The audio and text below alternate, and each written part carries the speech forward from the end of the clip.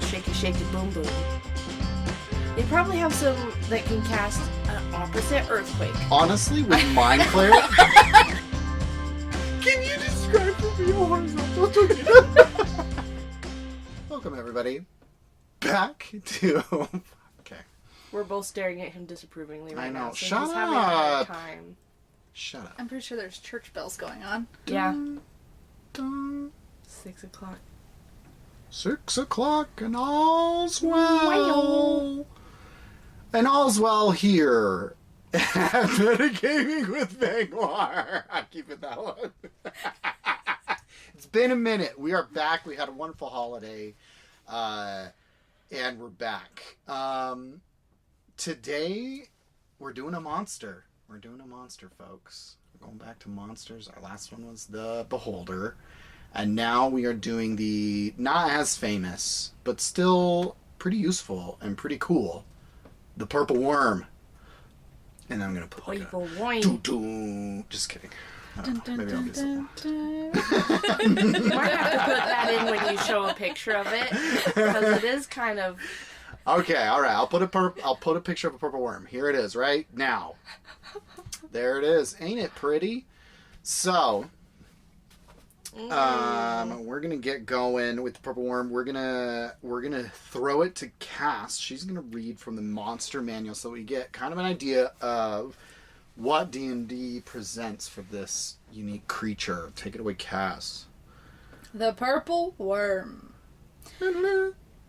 The massive burrowing monster known as the Purple Worm terrorizes the creatures of the Underdark as it chews through solid rock in pursuit of prey.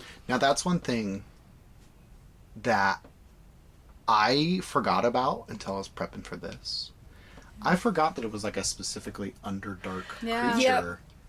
The only time in a D&D campaign that I've ever Ran into it. Has been in like a desert. has been, in the desert or large bodies of rock-free soil. But I mean, it makes sense. Like the Underdark is the Underdark because it's, such a vast network of tunnels. It's basically its own world. I think in the lore, the Underdark is a different realm of existence technically. Yeah. Like, because there's a separation magically. And purple worms would definitely help expand that. Anyway, continue. A dim-witted, ravenous force of nature. This creature regards anything it encounters as food. They are ravenous hunters. Loud noise attracts purple worms, which have been known to interrupt underground battles and tear through subterranean cities seeking prey. Now, sorry. Go ahead. I'm going to interrupt again. Yeah. Why do they hunt by sound and yet their wisdom is so low? Because their perception, you can sneak past purple worm. It's like not even a problem if you're going by the stats. Yeah, but they have tremor sense. See? But that's not hearing, though. That's feel. That's vibration. I think they should change that word. Okay, well, but the sound point waves are is, vibration. loud noises cause vibrations. That's what's triggering their response, not the noise itself. It's the vibration that carries the sound. I think be specific. But nobody says, moles really hear well. They're good hearers. They don't say They that hunt about by purple sound. worms. They just said. Let's read it again. Loud noise noises. attracts purple worms, which have been known to interrupt underground battles and tear through subterranean cities. I guess my brain doesn't jump to the it's because they hear so good. My brain jumps to the loud noises cause shaky, shaky boom booms. Yeah. Okay. Fair enough. Continue. The underground civilizations of... You said it. It's too late. It's too late. You can't take it back. Shaky, shaky, boom, boom. Sorry. I just cringed at myself. The underground civilizations of the Drow, the Dwerger, and the Mind Flayers maintain special wards around their settlements to deter these monsters. What kind of wards do you think would work? Noise Silence. canceling ones? Silence? Like little things that just have like a silence spell on them? Yeah, or Just anti-tremor. What is that? What spell in D&D? Anti-drummer. I mean, the higher level the caster, I'm sure you can mess around and create your own spells. Yeah. You know? Yeah. Like, the Mind Flayers, they're high level casters. The Drow, high level casters. They probably have some that can cast an opposite Earthquake. Honestly, with Mind Flayer... Unearthquake. Unearthquake! Reverse earthquake! Anti-seismic. I don't know, but think about it. What is the opposite of an earthquake? Just not an earthquake. I cast the 8th level spell, anti-earthquake. Just nothing happens. It makes sense. It's like, guys, there was gonna be an earthquake. Trust me. Alright, go ahead. You hear that? I think No? silence would probably Exactly. be. But with Mind Flayers, the way they work, like the psionic powers that they have, they'd be able to like they freaking float herd around. these They things. float Their around and intelligence they is talk nothing. through their brains. They could probably keep just these like. as large pets. They could live inside them. There you go. Campaign idea when you guys are doing your homebrew beholders. Have them have like a herd of purple worms. Well, have you That'd be seen that terrifying. Adventure Beholders Time? or Mind Flayers? Or did I say beholders? Have you seen Sorry, that Mind Adventure Flayers. Time cartoon where Finn and Jake run into like Party Bear or whatever, Yeah. and they're living inside a monster, Yeah. and they don't know things could live inside a purple worm. They're that big. Like a But purple they're worm acidic, matriarch or like aren't the they? hive mother or something. Aren't they super acidic inside? I mean, well, they We'll can get to resolve that. things, but think about it. You could just Yeah, hide but out in the This podcast gallbladder is about breaking or rules, something. you know. Yeah. You know, taking Yeah, what they have Lehman's at the tiny monster hut mantle inside Yeah. a and stretching the purple worm. boundaries of it. Yeah, so- Though most common in the Underdark, purple worms are frequently seen on the surface world in rocky and mountainous lands. Another reason we do it wrong. The maw of a Don't do it wrong. We do it different. That's just boring. I think it's just cooler, like, thinking about a purple worm, like, busting through sand, or, like, you can see it in the sand moving around before you can... It's Yeah. just a little bit more ominous, almost. I'll explain Yeah. why I've used it the way I have. Well, come on, Dune. Yeah, Yeah, exactly. Like, I think Yeah. purple worm, I think the dune worms. Just like a more toothy version kind of thing. The maw of a purple worm is large enough to swallow a whole horse, and no creature is safe from its hunger. It lunges forward by rhythmically compressing and expanding its body, catching other Underdark dwellers by surprise with the speed of its advance. So what does that mean? It moves like a It caterpillar? It moves like a caterpillar. It Yeah. moves like your intestines would. It moves like a Ew. worm. If you've ever seen Yeah. the diagram of like the worms burrowing through the ground against glass, you know, that's how they Right. move. They expand, make the hole bigger, swallow. But I guess when Yeah, you're that poop it out. big, I mean, they're big, they're powerful. They just smash the ground into submission. Part bitch. yeah, maybe you could have like a different kind of mechanic for their movement. It's more of like an earth bending sort of a thing. Like they just smash the rock so hard that it just crumbles into smaller pieces, and then they just eat it and poop it out and move through it that way. Well, that was one thing I came across where they did elemental purple worms. Ooh. Like, if you go to the different elemental planes, you can just do a bunch of the different monsters they have in the monster manual, but make them elemental based. So there'd be like, obviously the earth elemental, A fire purple worm. fire purple. These just like big lava worms that burrow in and out of the rock. Imagine that. Yeah, and they have like that weird, like semi-cool lava look where they have like the dark black, but then in the seams it's all magma-y and like Or, radiating heat out. Sick. Plane of water purple worms, they're just ocean currents. Massive ocean currents that are alive. Well, don't they have the Leviathan? That's basically like a They serpentine. do, but I liked the ocean current idea. They do have one that's exactly what I'm talking about, but I like this one. like it more, okay, yeah. And then there's just giant vertical tornadoes that you'll whoosh around. Alright, move on. Vertical tornadoes, huh?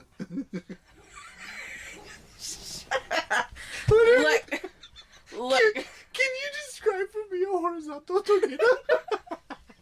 Look. Like the tornado hits a really tall building and just goes up the wall. This one's too big. I can't wreck it. I'll just gotta go over. You don't know. Yeah, it's D&D. I can do whatever I want in my mind palace. My mind palace. Alright. I feel judged. You're fine. When a purple worm burrows through the ground, it consumes earth and rock, which it breaks down and constantly excretes. See, yeah, I feel like they really, really borrowed from just like earthworms. Yeah.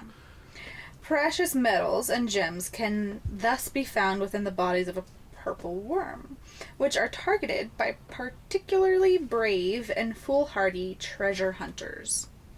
A burrowing purple worm constantly creates new tunnels throughout the Underdark, which are quickly made use of by other creatures as corridors and highways. So that's where I was talking about, where they can like expand the Underdark because of how big the tunnels are that they leave behind. Yeah. But then, like, if it's fresh, it's like the whole floor is just covered in like purple worm shit. just like mud, like stinky mud. Maybe a few diamonds in there somehow. Well, it would just smell like fertilizer at that point.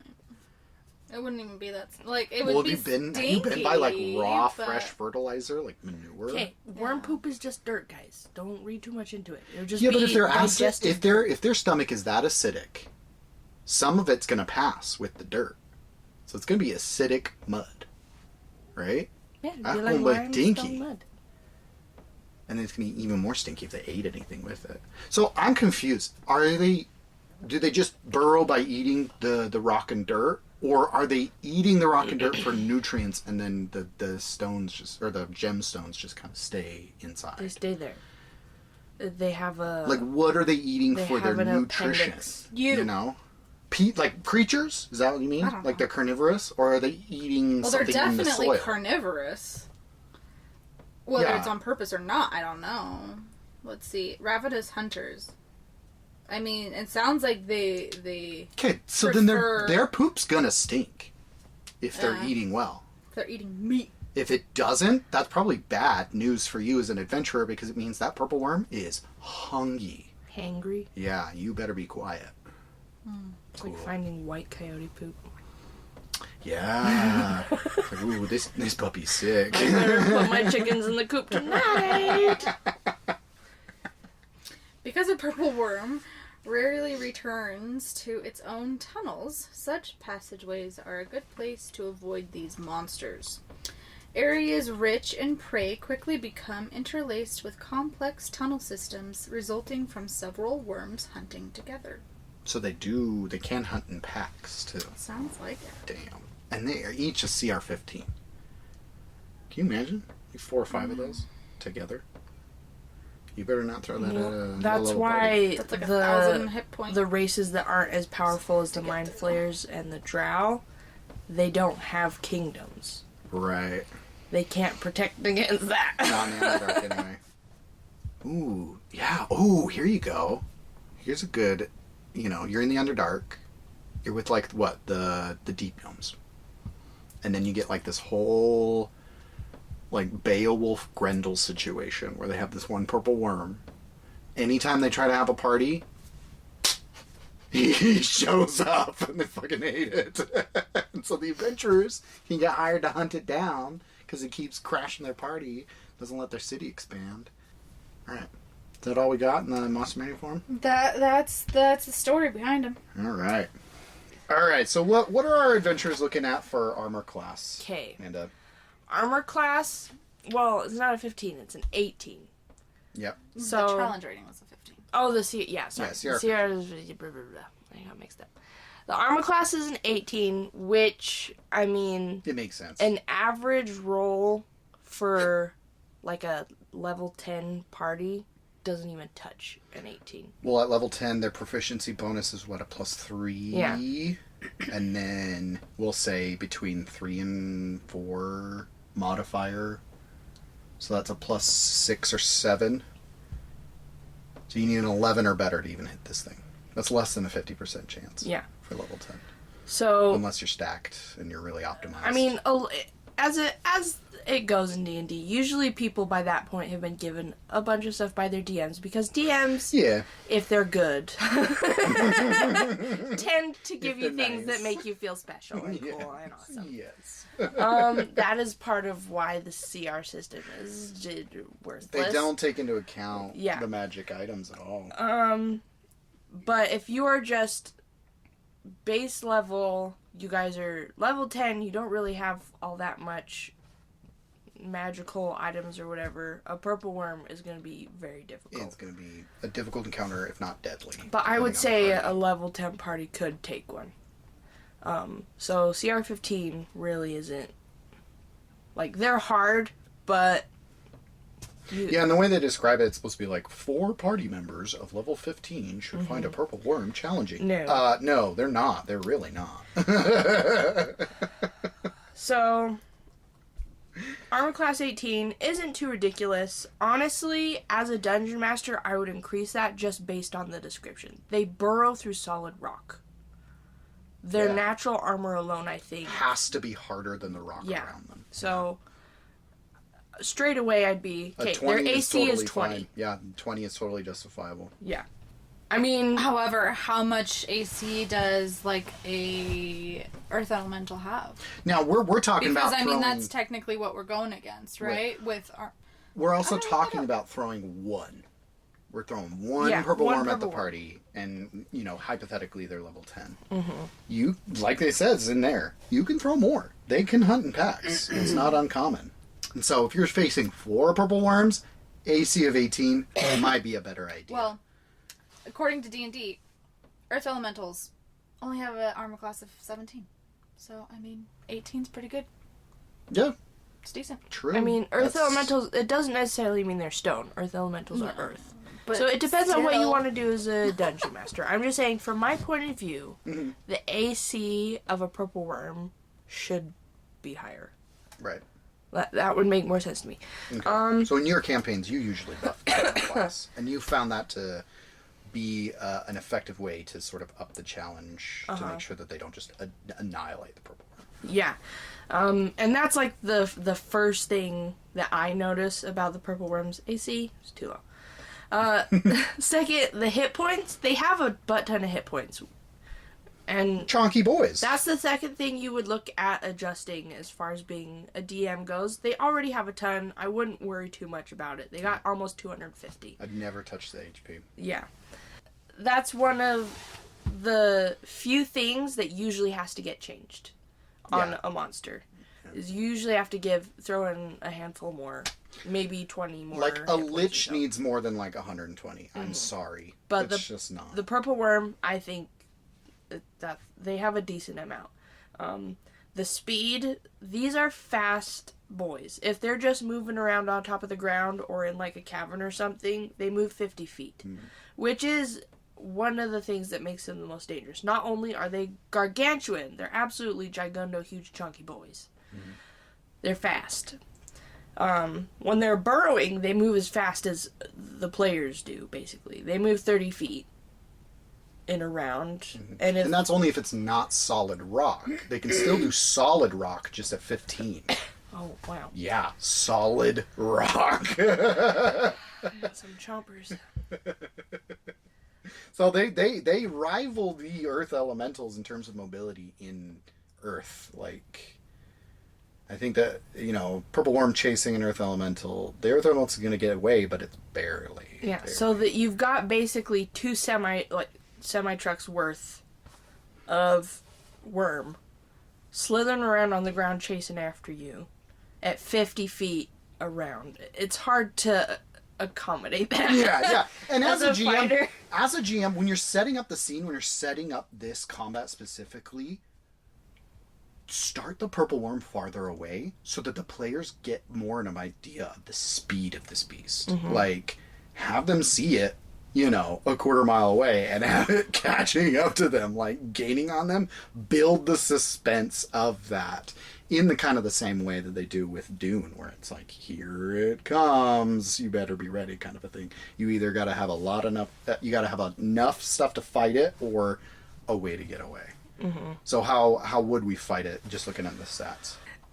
So what are its weaknesses in terms of the stats? Its weaknesses are wisdom, charisma. So any kind of magical spell that you could throw at this thing is pretty much guaranteed to work. It's at a disadvantage to save against any wisdom or charisma or intelligence because it's a minus. Even meme? dexterity It's is like, a minus. Simple boy, no brain, no thoughts between eyes. That's the purple worm. Yeah. Just absolutely no reasoning, just all instinct, all brute force power. Mm-hmm. So a party of mostly casters, or like maybe 2, if you're going off of the average size, I think, which is 5. Most people have a group of about 5 people. Mm-hmm. You'll be okay. Casters are OP against purple worms. Mm-hmm. Purple worms aren't going to last very long. If you have mostly melee people, barbarians, fighters, monks, whatever, you're going to be hard pressed. Mm. Because whatever they can do isn't going to really do that much. Barbarians are meant to do damage. Well, they have a butt ton of hit points, buddy. So it's and it's already going to be hard enough to hit them. It's a knockdown, drag out fight to see who lasts the longest. Basically, monks, they're just as fast as you. So try and keep out of their way. We'll see how far that gets you. Yeah, and even the stunning strike from the monk, one of their most powerful abilities, the Constitution on this thing is a +6. Their modifier is a +6. So. Sheesh. Combat-wise, casters all the way. Melee, you're mostly just going to be, like, trying to not die or get swallowed. Yeah. And, like, it's okay. Well, read your party. Like, know your party as a DM. Know your party and kind of what they like. If you got a bunch of murder hobos, let them fight it, because they're going to fight anything anyway. But if you have more people that, like, your players have a history of, trying to find non-violent ways of dealing with things, let the druid calm the beast. If you set it up with that sort of like fear and momentum to the battle, and then the druid, or the wizard or whatever is able to like magically soothe it or trick it in some way and it goes away, they're going to still remember that. Like for forever. It's going to be an amazing game session for them because you already know that they still get entertainment by not necessarily fighting.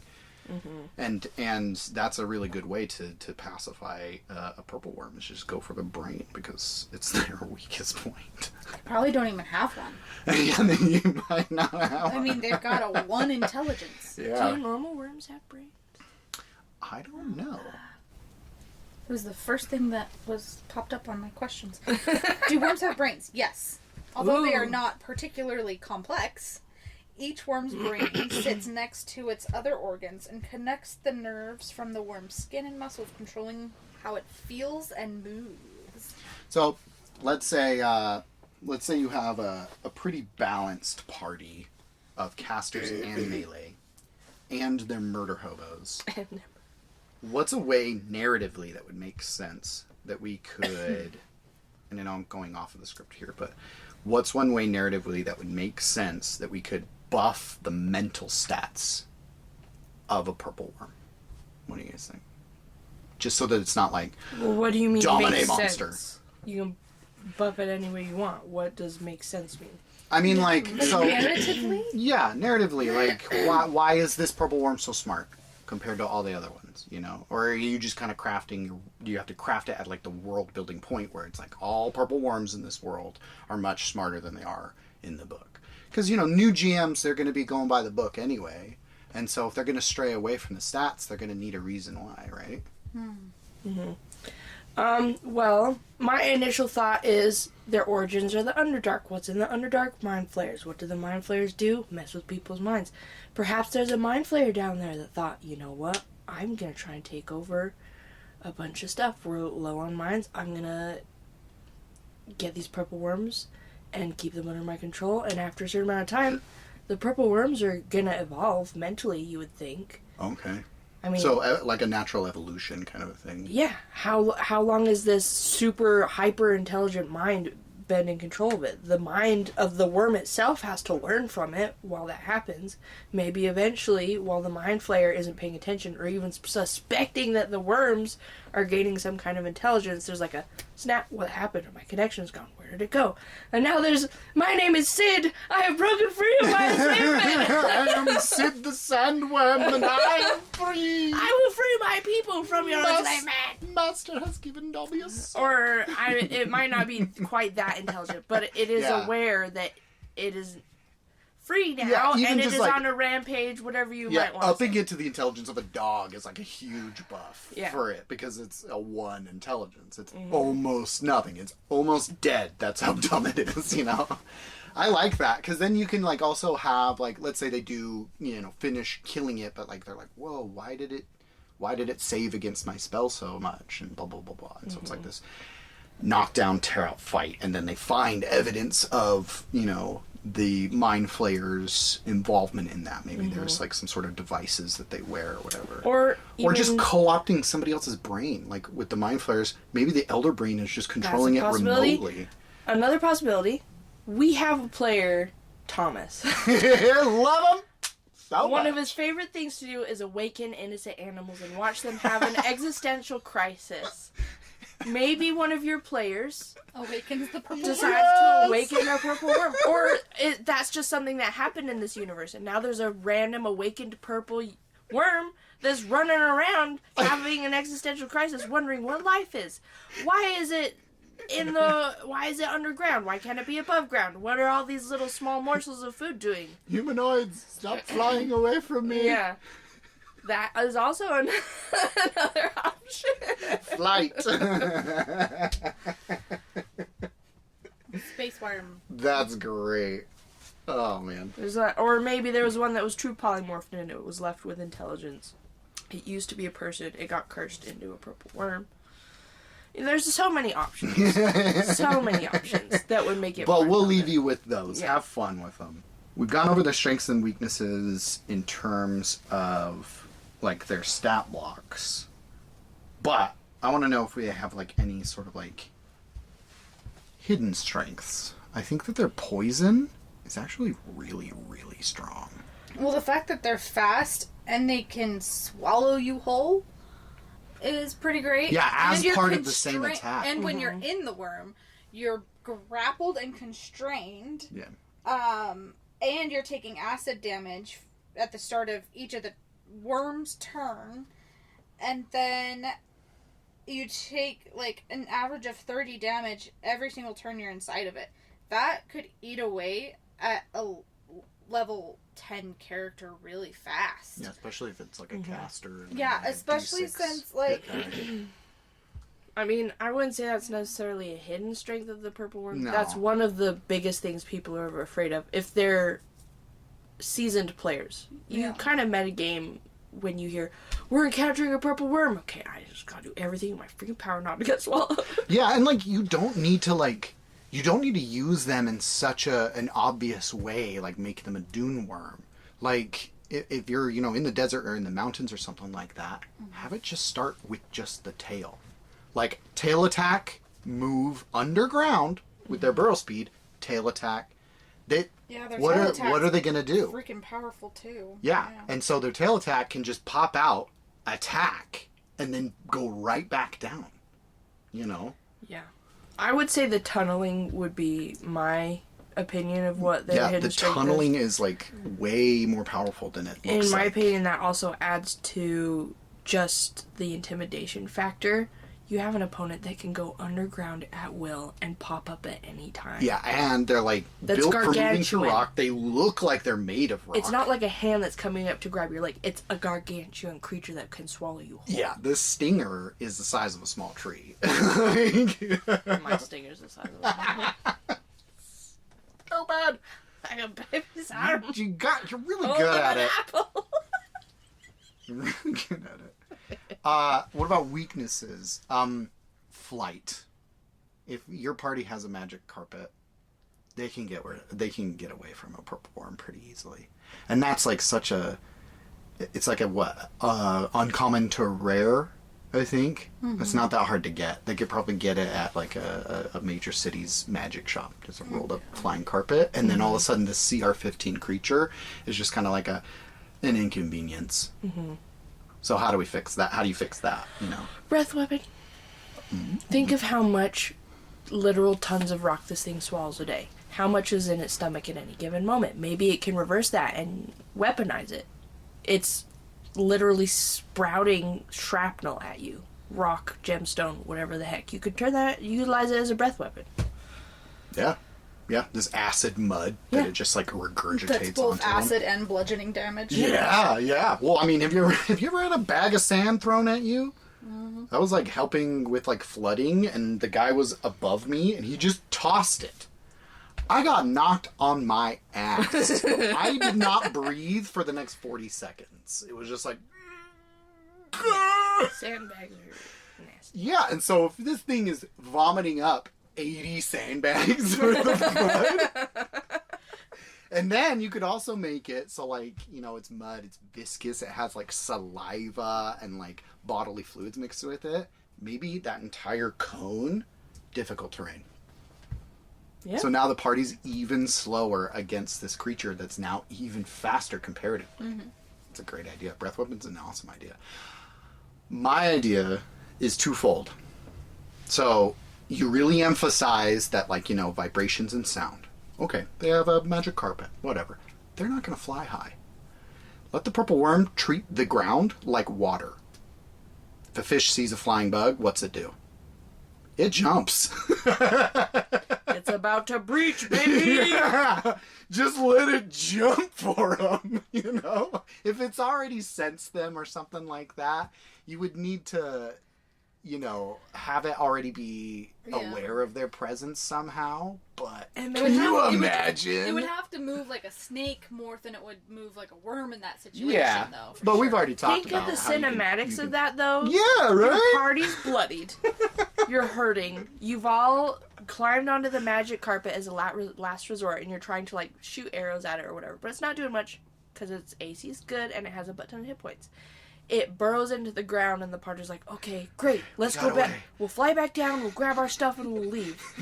They start going lower, lower, lower, and then suddenly, out of the ground, 30 feet up into the air to try and swallow the carpet. That's so fantastic. Now, it's 30 feet from the lowest point of its body. Yeah. So if you make this thing 60 feet long, that's actually a 90-foot jump. But that would be great. What? Like, as a great way to kind of jump scare your party. That's one of the best feelings as a DM. Yeah. They Oh my think they're gosh. okay. They're like, okay, we'll go back to the ground. Everything's going to be fine. Bam. Breaches out of the dirt like a freaking whale. Cass, our resident player, is just glaring.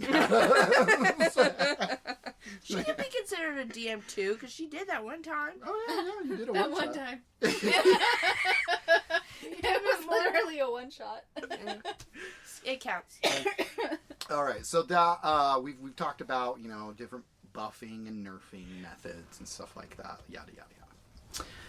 We're gonna go to more roleplay aspects. Okay, so the intelligence of this creature is probably one of the lowest in the game, right? Like this thing is DUMM dumb, and I want to know, like, because that makes it really hard to roleplay with this monster at all without straying from the stat block somehow.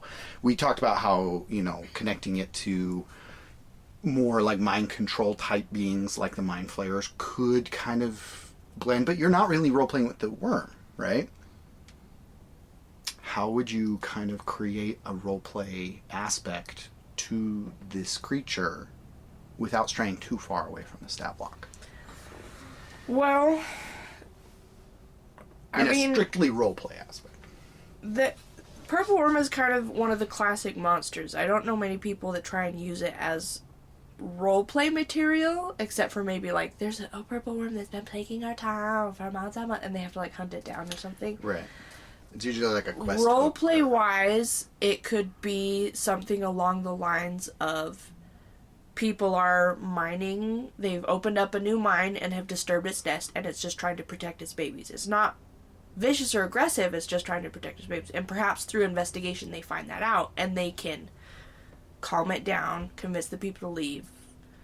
It's not actually a we need to hunt it and kill it type of situation. So you can add elements like that. Right. But otherwise, roleplay, I don't know if you just use the stats, what you can do with it because it's so dumb. You just treat it like a aminal and let the players deal with it however they see fit.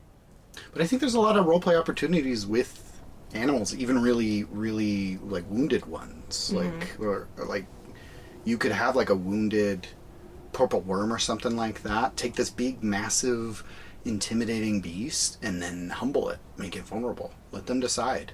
Are you going to finish this off? Or are you going to let it return to the wild and do its thing, what it was doing before? Provided it's not like part of a quest to go and kill it. They kind of just stumble across it and stuff like that. And then maybe later on, you are technically straying away from the stat block because they don't have the intelligence to remember it, but you have them remember it. Like, you have the purple worm remember them. And it comes to their aid or something like that. Or it's back on its... I was going to say back on its feet. It's back to full health. It doesn't have feet. And it's, hunting, and they cross paths with it again, and it doesn't touch them. It just eats their enemy or whatever they were fighting in the Underdark. It's drawn to the side of their battle. Yeah, subtlety. It comes across them. It's like, Yeah, it's like, I smell you. I know your smell. You helped heal me. I'm going to move away. Subtle stuff like that. And then it's like, super enriching for them. It's super rewarding for the party to, like, because I think, if you're trying to not breed murder hobos, reward the passive stuff. Like, reward the non-violent methods, Yeah. Otherwise, they're just like, why didn't we kill that thing? Yeah. That was so dumb. We Well, should have killed if that. you're going off that angle, then it has to come from the perspective of, know your party. Yeah. Is yeah, that exactly. something that your party would actually enjoy? Some parties, they like being tricked. They like the weird subversive aspect of it where I tried to help this guy, but he was actually an evil man that goes on to get... Some people like that aspect, but other people want a more straightforward, like, I help this guy, he comes back 2 games later and gives me 5 gold because he made it back home. Right, yeah. Kind of thing. Yeah. So your parties that like the role play, you're going to need, if you really, really, really, really have to use a purple worm, just treat it like an animal, and then reward them if they choose the nonviolent path. Make sure you reward them. Okay, so you have... We're kind of putting ourselves in the shoes of the players. They know they're going to fight a purple worm. They are under-leveled. Let's say 5 to 8.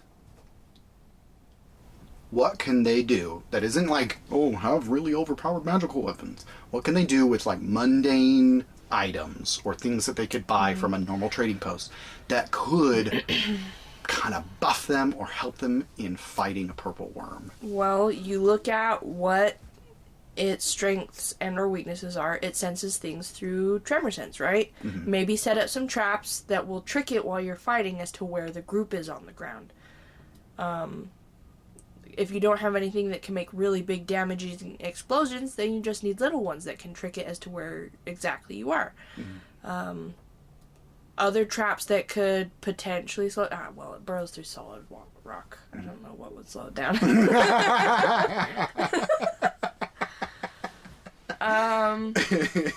Explosions on the inside.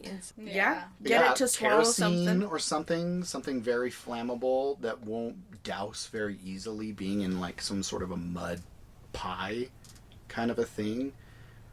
And I say take advantage of its mindlessness. If it's going to eat everything, get it to eat something.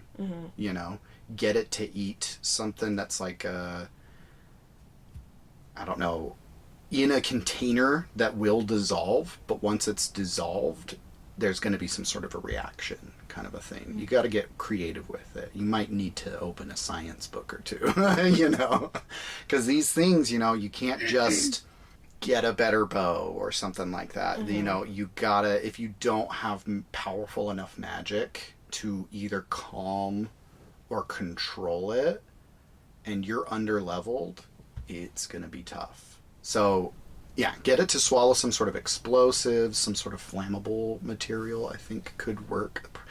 Provided it's something that can burn in lower oxygen. If your DM is kind of a stickler for realism. Or just something that's going to really, really, really hurt coming out. Sad. Yeah, like little like a bag of caltrops that's like the chest part of a dummy or something like that, and then you just get it to eat it, and then those caltrops are like that glass shards or something like that, just rips it up from the inside. Stone and gemstones. That's true, huh? Well, I mean, steel is different than stone. It's going to be much harder. Yeah, I guess it would be up to the DM how they would consider that affects the purple worm. Yeah. But you could also go with just avoidance tactics. Take 10 gold, buy a cow, cover it in bells, slap it on the rump in the opposite direction of where you're wanting to go, and just say, "See you later, Bessie. Yeah. We got to get through this sand dune." Or perhaps you're a low-level party, you're faced with the knowledge that this purple worm is up ahead. However, you're also trying to get this troop of drow off your tail. Set up a trap to where the purple worm is going to bust in on you and go after the drow because they're a much bigger and juicier target. Use that to your advantage, maybe. Yeah, yeah. It being dumb really opens up opportunities for clever players, no matter what their level is. Purple worm, as long as the DM's playing it right. And it's not a mind flayer. Purple worm.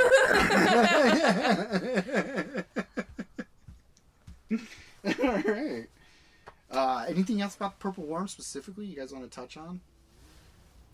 Anything you guys noticed about it or remembered? No, there was something there for a second, but then it went away, so no. That's what your mom said. That's Why do I always do that? to you. I always do self-burns. And I never even know that that's what I'm doing. I'll get it. I'm practicing. I'm learning. I'll get it. I'll be patient with myself. You'll get there someday. Yeah, Don't worry. I'll We're here to support you. Thank you. I appreciate it. All right, Wrap thank up. you for joining us here today with Mangwar.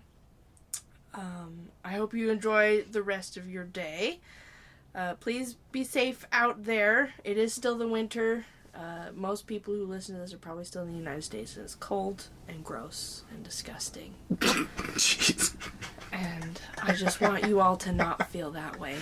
Have a I cup do. of tea. I hope your day sucks. No, he doesn't mean that. I don't mean he that. doesn't mean that. He has these episodes where he says things that he doesn't mean. What? Shut up. It's a mental issue. We're getting it looked at. Oh my god. I'm hitting the button.